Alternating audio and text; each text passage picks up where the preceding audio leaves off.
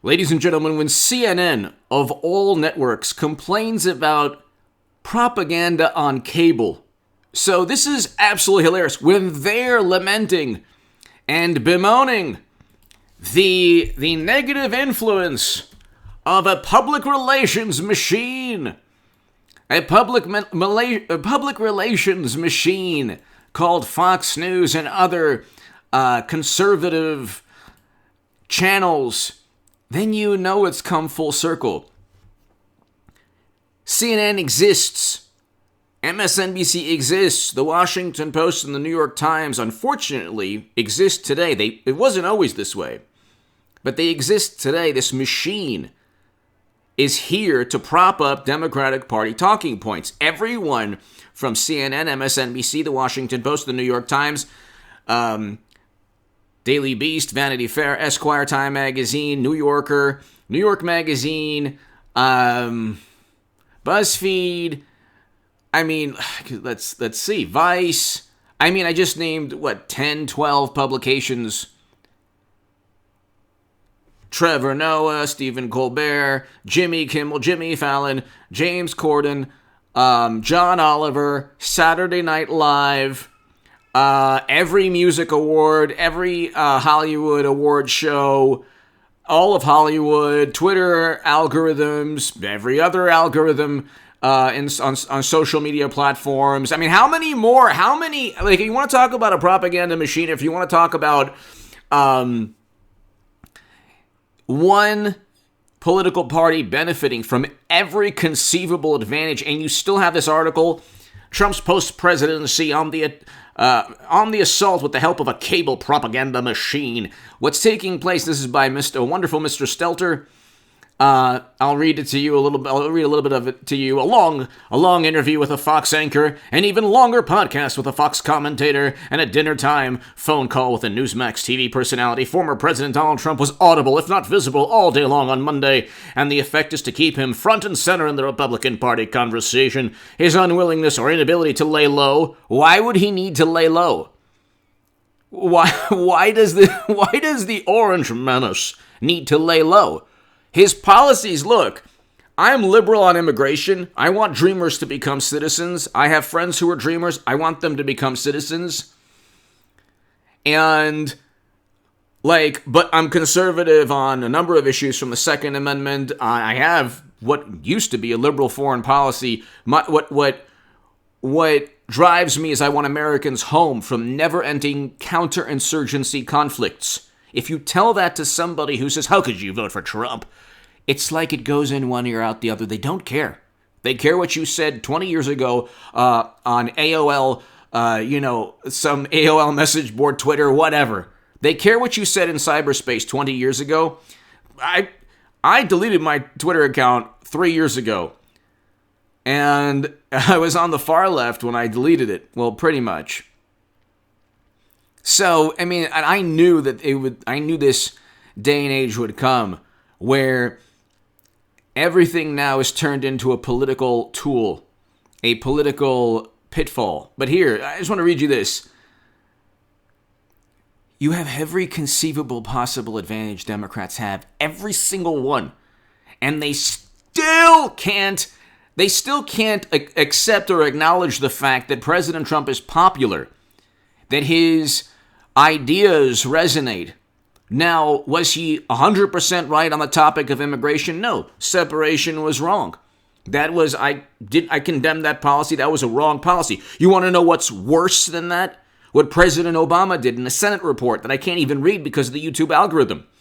The Senate report was far worse. What happens under Democratic Party administrations is worse than anything that happened under President Trump's administration. Ask the people of Libya. Failed NATO intervention turned that country into a failed state, and now human beings are being bought and sold because of President Obama and Biden's foreign policy and Clinton's foreign policy. And ask the people who suffered from Bush, Cheney, and Rumsfeld's foreign policy. Ask the Americans, men and women, families, who have given so much, and you have now the children of veterans fighting the same battles in regions of the world we shouldn't be in. So I voted for President Trump because he was, in terms of accomplishments, a great president. Peace between the beginning of détente between North and South Korea, Abraham Accords, peace between Israel, UAE, Bahrain, Morocco. If you tell people this, Democrats care about public relations, but now look what's happening. You have CNN blaming Fox News for Trump's rise in popularity. Like, he's gaining in popularity. People are saying, oh, I don't like him. But even people who don't like him are saying, I don't like him. But yeah, he was right about this issue and that issue. There's a crisis on our southern geographic region, in the southern geographic region of the country. There's a crisis going on. You cannot blame Trump for what's taking place, okay? He hasn't been in office, well, let's put it this way. It's been President Biden since what? January, February, March. We're going on 4 to 5 months now. February, March, April. Going to April. If you want to talk about when President Biden won, okay, 4 months or so, 4 or 5 months or so. Okay? Okay, about 5 months. So it's 5 months since he's won, and of course, what's taking place is, numbers were increasing during Trump's administration. So what are you saying then? You're saying that Trump's hardline stance on that topic wasn't enough? You have to even get more conservative on that specific topic? Because President Obama, let's just use the phrase, kicked out more human beings than any president ever. And and nobody even cared. There's no moral outrage, and people realize now, okay, when a Democrat's in office, now you have this tremendous crisis. Media is barely touching upon it because they can't. They're being prevented from actually reporting on it by the administration. There's zero transparency. Media outlets, CNN included, have been actually backing Trump, even though this is a hilarious article I'll read. But they want to report on it. They can't. And now you have CNN blaming Fox News for giving Trump a platform. It's like 74 million Americans voted for this man, and now they're realizing that he's right on a number of topics.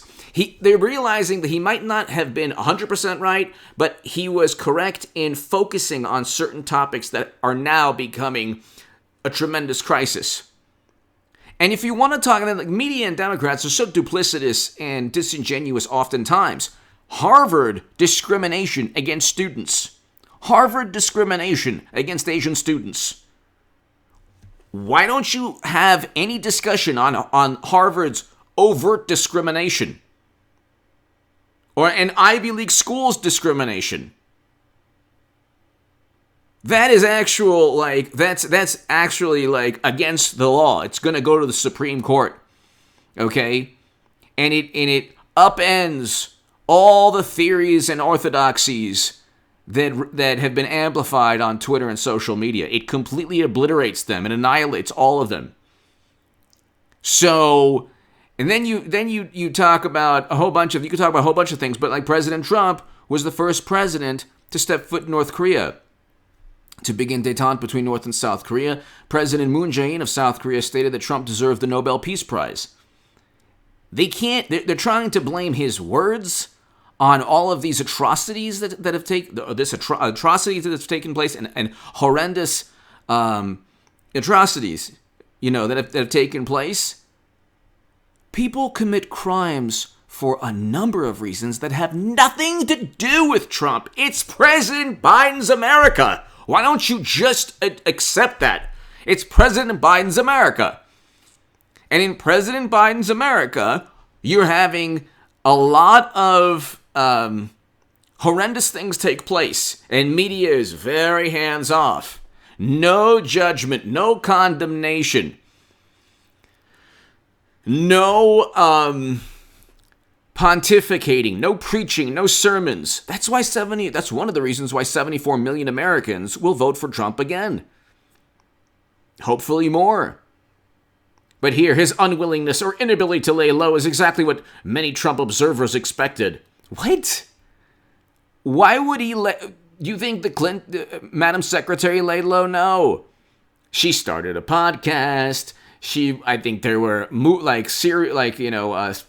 sitcoms about her, a whole bunch of things, book deals, everything. But a stark departure from the behavior of other ex-presidents. Who cares? That's why he won in 2016, because he's not like other ex-presidents. My God almighty, it's so difficult for people to understand. Voters liked Trump because he's not the typical president. That's why they liked him. It's so difficult to understand. Now, did he go overboard? Sure. He shouldn't have insulted LeBron James. He shouldn't have insulted NFL athletes. He shouldn't have engaged in certain rhetoric. That's true. But Democrats engage in that rhetoric all the time, leveled at Trump. They get a free pass. Media Hollywood, Madonna, the first day he was in the inaugural, said something I can't even say on YouTube. I mean, they all get a free pass. All the vitriol and venom that they claim Trump spewed was leveled and vented towards him first. They never gave him a moment's peace. They set him up and framed him, said he worked with Russia. He never worked with Russia. You have to be an imbecile to believe that the same operatives who gave us the Bay of Pigs and the Gulf of Tonkin and WMD are right about Facebook ads. And they haven't even given a number. How many people changed their minds from Clinton to Trump because of a Facebook ad? Here, but Trump is so narcissistic. Narcissistic? And President Obama is a wonderful human being for his NATO intervention in Libya that caused a decade of sorrow and sadness and strife and just the most horrendous atrocities. But here, Democrats love to just prop up propaganda while they're accusing others of doing the same. But Trump is so narcissistic that he cannot accept to be out of the spotlight for a day. A CNN historian. Okay. Lately, Trump has been doing what comes naturally to him. Forming tweet-like statements, calling into conservative talk shows, and generally stirring up trouble. Just stirring up trouble? This is unbelievable. Did he just, get kicked out of class? He's, in a middle school. He was kicked out of class. They don't even view him as a president. They view him as, this troublemaker. Stand in the corner, Trump, orange monster. Stand in the corner. Put your dunce cap on and stand in the corner. Your orange cap. Lately, Trump has been doing... I like this better than Twitter, he claimed on Newsmax. Actually, they did us a favor. This is better. They definitely did. I've been saying that for a long time. On the phone was one of his biggest sycophants. Newsmax's Greg Kelly. Greg Kelly knows more about politics than the person who was writing this article. And I love these sycophants on CNN and MSNBC and all the New York Times, Washington Post. Do you think any of these wonderful, amazing journalists would ever say anything disparaging about Biden or President Obama in the same manner that they described Trump? No. You think they would ever blame... We can go on forever. If President Trump had consumed... When President Obama drank Flint water, was that an example of supremacy? It was water that was poisonous. And he said it was good, it was safe to drink. What's that an example of? What theory? What theory on social media that is amplified endlessly? Is it nationalism? What when President Obama drank Flint water and said it was safe to drink? What do you think that's? Oh, it was just a well-meaning attempt at deceiving people into drinking water that could get them ill. I mean, my God, it's unbelievable. When they purchased a Steele dossier, which was literally the definition of news that's fake. What is there? I mean, is there any equivalent of what Trump did? No. We're seeing now we're seeing now that President Trump was, if he wasn't right on everything, like, if he wasn't 100% right, there was a reason why he focused on certain topics, and there were things that he did that that Biden did not do, didn't even attempt to do. But that's a whole other story. So Trump is the first president to lose re-election in nearly 30 years. Yeah, he's also the first president ever to be investigated by his own political party. Thanks, Republicans. Weak, inept Republicans. People think, like, I have friends who are like, oh, Republicans are like losing this and that. I'm like, what do I care? I'm not a Republican. I'm voting for President Trump. I mean, obviously, Democrats, I would rather have Republicans defeat Democrats, but I'm not, if a never Trumper or a Republican who deliberately undermined Trump loses, what do I care? I'd rather have a Democrat than a person who's just going to undermine Trump.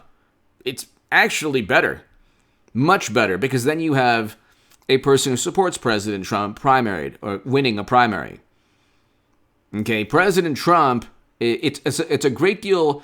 Let's put it this way: Democrats live their lives simply to be morally superior. It is a moral imperative to vote for Trump in 2024 over Biden. It is a moral imperative, especially from what we've seen the past, the most inept, horrendous decision making just in the past 3-4 months. And look at Biden's America. Look at the horrendous, horrendous world we live in. I thought that he was supposed to make things better. I thought he was supposed to bring harmony to this country. I thought that he was supposed to save the Constitution, to bring back democracy. What happened? Now they're still going on. Trump, of course, proudly stands as the GOP antithesis of Bush 41. Yeah, exactly. Exactly. Oh. No. Sorry. Bush. Sorry, Bush 41. Herbert Walker. No. The Bush 43 was the worst president of all time. The antithesis of Bush 41. Okay, that's fine too. But he's hopefully the antithesis of Bush 43, who was the worst president of all time. This is hilarious.